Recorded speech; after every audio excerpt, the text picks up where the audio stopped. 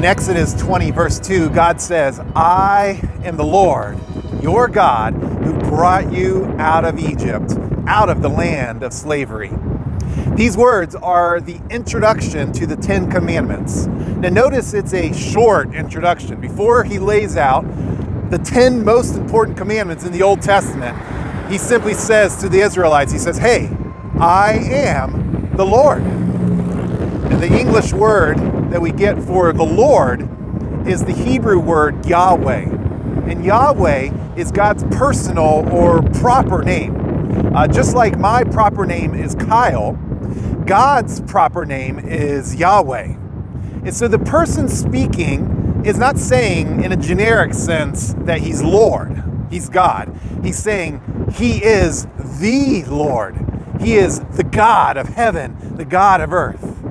And so then, just in case they forgot, he reminds them what they did for him. He tells them that he brought them out of the land of Egypt. He brought them out of the land of slavery into a land of freedom. Now, why is it important to know, before giving the 10 Commandments, that he's the Lord? In essence, verse 2 is his credentials. He didn't need to just tell them. He was generously reminding them, hey, the one who's giving you these rules is the very one who you should be listening to. Israel heard what he said, but sadly, they didn't listen to it. Very soon after, the nation would be entangled in continual sin. Now I want to ask you, what about you? Just like back in Exodus chapter 20, God is still the God.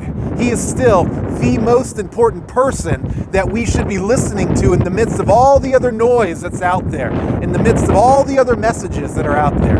He is the one who brought you out of spiritual slavery if you put your faith in him. Or he is the one who can bring you out of spiritual slavery if you will put your faith in him now. And so the short is that God is still God, and he is still worthy of our attention and of our obedience. And so this morning, let's give him that attention. Let's give him that obedience today.